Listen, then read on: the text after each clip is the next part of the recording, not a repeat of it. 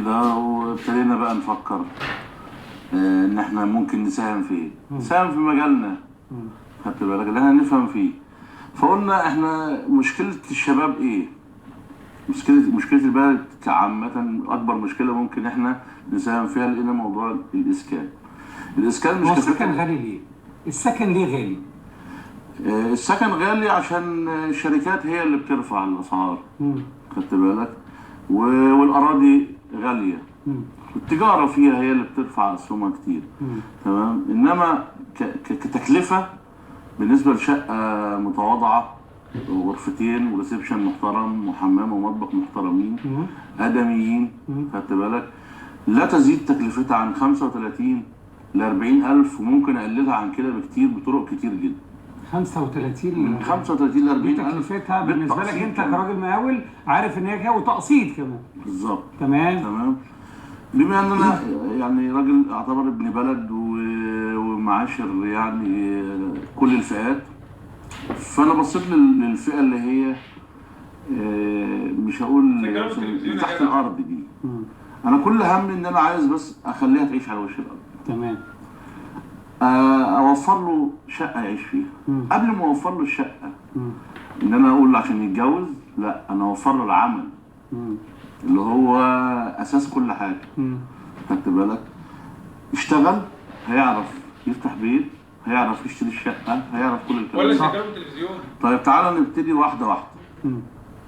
الفكره الاسكان مش كفكره ان انا اعمل شقه بسعر تكلفتها واقدمها للشاب.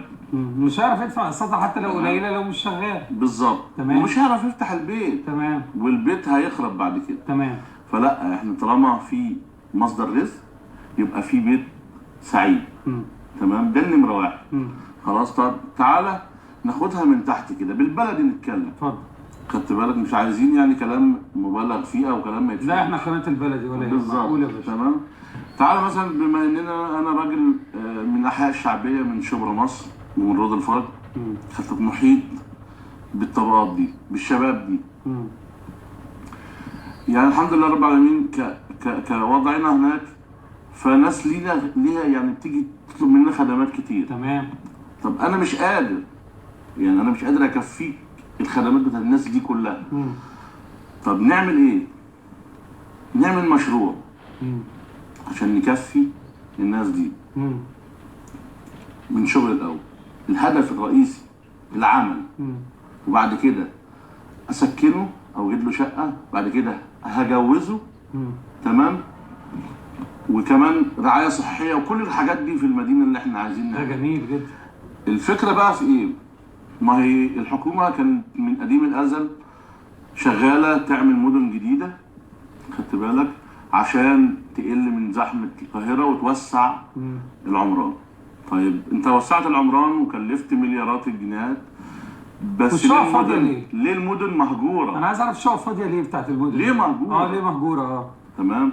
مهجوره عشان ما راحتش للي محتاجها، اللي هو الشاب البسيط، خدت بالك. اتلعبت حاجات في اتلعبت حاجات كتير عن كل حاجه بقى. خدت بالك؟ مش عايزين نتكلم عن اللي فات، احنا عايزين نعمل في اللي جاي. احنا بنتكلم عن اللي فات عشان نوقف الاخطاء. بالظبط. خدت بالك؟ ما راحتش للي محتاجها، راحت للتاجر اللي عمال يبيع ويشتري فيها، وخلى الاسعار ارتفعت. الشقه اللي كان بياخدوها ب 20,000 جنيه بيدفعوا لها 5000 جنيه مقدم والكلام ده كله، بقت الشقه دلوقتي توصل 200,000 جنيه بقدره قادر. تمام. لا، انا محتاج اودي الشقه دي للي محتاجها عن طريق جمعيات تدرسوا دراسه اجتماعيه للموضوع. خدت بالك؟ اولى من اللي هيتجوز اللي قاعد في قانون جديد ده. طبعا ده اولى عندي من اللي هيتجوز، لان انا معاشرة الناس في اسره اتبنت، اسر كتير اتفككت بسبب الموضوع ده. دي حقيقه. طيب انا هنقل بس كده، وهو احنا بندردش في النقط اللي اتقالت دي على ما نكمل معاك تاني يا حاج عادل واستاذ مصطفى. انا بدات الموضوع ان امبارح اخر كلمه اتقالت لرئيس الجمهوريه المؤقت ان من حقوق المواطن يلاقي بيت يسكن فيه. تمام. السكن ده، رايك في اللي قاله دلوقتي حاج انه بيتكلم في نقطه ايه؟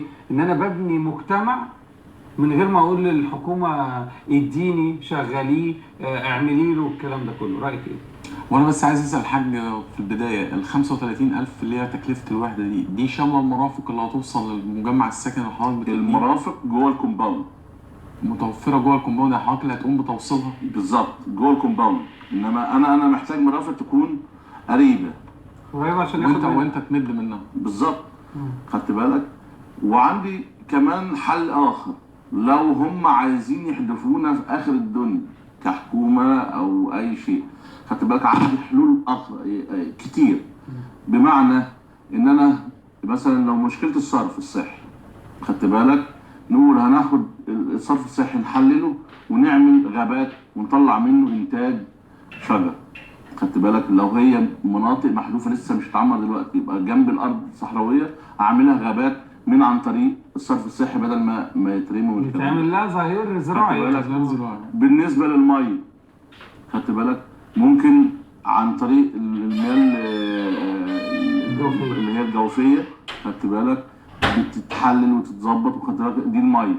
بالنسبه للكهرباء، الطاقه الشمسيه عندنا عن طريق توليد طاقه من الزباله. في يسمع في اللي بيتقال هو راجل للاسف ان هو في حاجه هو قالها دي مهمه في الموضوع، فكره ان الشقق السكنيه اللي كانت بتعمل في المدن اللي تبع الدوله هي فعلا كانت بتروح لغير المستحقين ليها وبتروح بالوسائط، وكلنا نعلم ذلك. تمام. مقفوله دلوقتي وبتتأجر. والسبب انها مهجوره ومقفوله في الوقت الحالي، يعني هو مستغني عنها بالفعل، ان هو بيملك شقه واثنين وثلاثه غيرها، او هو ممكن في شقه مناسبه ليه اكبر في منطقه قريبه في وسط البلد شويه. ففكره ان هو يروح اكتوبر او يروح لا، وهو عارضها ايجار جديد، بيعتبرها استثمار. ولا وازيدك يعني ان الطين بله زي ما بيقولوا، اسف في الكلمه، يعني ان هو في ناس فيهم بتمتلك اكتر من وحده، يعني هي الفكره مش قائمه على وحده. يعني انا اعرف ناس شخصيا الناس دي مثلا بتحصل على بالخمس وحدات وال10 وحدات. يا ريت فريق الاعداد جوه يا جماعه نتواصل مع وزاره المشروع نفسه، جوه المشروع السكني نفسه. وفكره توزيع الشقق ديت معاييرها ايه؟ دي معاييرها مختلطه تماما، لان هي الفكره قائمه يقول لك اصل انا عايز مفردات مرتب. مفردات المرتب دي من اسهل الحاجات اللي ممكن اسهل الحاجات اللي ممكن يتلعب بيها في الدوله. لا، احنا محتاجين بقى تحريات اجتماعيه من خلال منظمات اجتماعيه ومن خلال الشؤون الاجتماعيه ومن خلال وزاره التضامن الاجتماعي زي الاستاذ ماهر، اللي هي فعلا تحريات تثبت ان فلان هو فعلا ده مواطن دخله كذا، بيعيش في المكان الفلاني، مقدم على الجواز في توقيت كذا، وان هو محتاج. يعني انت الدوله المفروض تعمل ايه بس يا استاذ مصطفى؟ يعني المطلوب برضه يا حاج عادل حتى ان الدوله الجمعيات اللي هي ملهاش شغله دي ولا مشغله، تلقى في جمعيه معموله عشان خاطر تعمل رحلات عمره وحج والكلام ده. لا، نستغلها ازاي؟ تعمل كشف عن كل منطقه هي موجوده فيها، تحريات عن الشخص المتقدم اللي هو هياخد الوحده، هل فعلا هو محتاجها؟ هو مستحق ليها؟ خد بالك، هل هو محق بيها؟ دي كلها حاجات. اهم حاجه احنا بنتكلم فيها دلوقتي ان في حد ممكن من اللي بيتفرج عليها دلوقتي عنده حياته متدمره عشان خاطر يبقى عنده شقه، فبيسمعنا دلوقتي ان ممكن يبقى عنده شقه اوضتين وصاله كويسه وحمام ومطبخ 35 40 الف جنيه قسط. من اهداف الشعب المصري اللي خرج في 30 يونيو تحديدا ان هي كانت بسبب من ضمن المقومات اللي كان مفتقدها حق السكن. بالظبط. وحق السكن ده حق ضروري للبني ادم عشان الانتماء للوطن اللي احنا بنتكلم عنه، وعشان يفضل مستقر في مكانه من المحيا للممات، يعني مش يفضل متنقل حاسس بالاغتراب جوه بلده. يعني ده للاسف ان المواطن المصري بقى بيوصل باحساس الغربه جوه بلده، بيبقى عايش على وطنه وبيحمل الجنسيه المصريه وبيعيش على الغربه بسبب تنقلاته الدائمه بين الاحياء السكنيه المختلفه في قصه القانون الجديد اللي الدوامه اللي الناس بقت عايشه فيه. وزير الاسكان دوره الحقيقي بقى في التوقيت دوت، بدل ما اعلن عن مشروعات براقه واقعد اكتب في الجرايد ان احنا بندرس طرح كذا وبندرس مش عارف طرح وحدات سكنيه ايه وبندرس ايه، انا بدل ما ادرس ما انا اطرح مزايده جوه الوزاره نفسها لمشروع سكني كبير. المشروع السكني ده مثلا بيستهدف 20,000 وحده سكنيه كبدايه للعمل السكن الاجتماعي. وانا بطرح الوحده وانا بطرح الكلام ده اطرحه بشكل شفاف عام باقل تكلفه تتقدم. ساعتها هيلاقي استاذ عادل وهيلاقي غيره فرصه ان هو يروح يقدم التكلفه بتاعته. هو قال لك لا الشغل واقف اصلا، الفكره جات له ازاي؟ لا كده ما بيكسبش فلوس في الشغل بتاعه، فقال يدور راس ماله، ادور راس ماله اللي هو في نفس الوقت يفيد المجتمع. ففكره تدوير راس المال وفائده المجتمع لو هو ما اتفتحلوش البوابات المغلقه في الوزاره مش هيوصل كمان انا في عشان ابقى صريح معاكم. اتفضل.